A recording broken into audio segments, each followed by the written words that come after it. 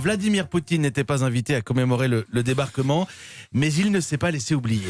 Oui, il a prétendu qu'il n'était pas utile de l'inviter partout, qu'il avait mieux à faire, qu'il n'était pas un général d'opérette. Alors c'est vrai, il est colonel du KGB, et s'il avait été invité, il aurait d'ailleurs été le seul officier parmi tous ses dirigeants au garde à vous, le seul vétéran aussi. Il a fait la guerre froide, il l'a perdu et il ne l'oublie jamais. Alors à qui pensait-il en parlant de général d'opérette?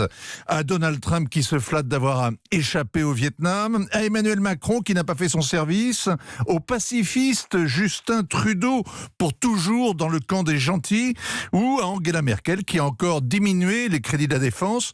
En tout cas, Poutine est un bon judoka. Il répond par le mépris à l'humiliation. Et puisqu'on le tient en quarantaine, il s'affiche avec le nouvel empereur de Chine, en allant au Bolchoï avec Xi Jinping, en ouvrant avec lui le forum des investisseurs à Saint-Pétersbourg, en signant de nouveaux contrats. Le Russe tourne le dos aux Européens.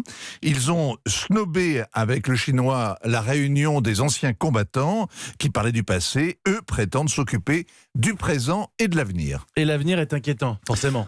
Vladimir Poutine a menacé hier de laisser tomber le traité sur le contrôle des armements stratégiques, le fameux traité START, qui a contenu les arsenaux nucléaires pendant la guerre froide. Il expire dans 2 ans, et s'il n'est pas renégocié, eh bien il va finir comme le traité sur les armes nucléaires à portée intermédiaire que les Russes et les Américains ont laissé dépérir cet hiver en s'accusant mutuellement de l'avoir violé. Alors, Vladimir Poutine prétend que sans ce traité START, il n'y aura plus de limite à la militarisation de l'espace et que bientôt des armes nucléaires seront suspendues au-dessus de nos têtes. Pour gâcher la fête, Vladimir Poutine, il est parfait.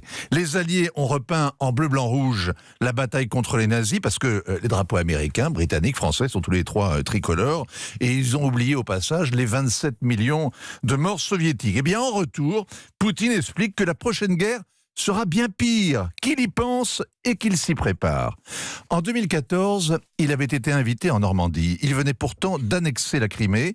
Ça avait donné l'occasion à François Hollande et Angela Merkel de parrainer un accord de cessez-le-feu entre le Russe et l'Ukrainien Porochenko. Les fameux accords de Minsk, c'était de la bonne diplomatie, la meilleure d'ailleurs de François Hollande.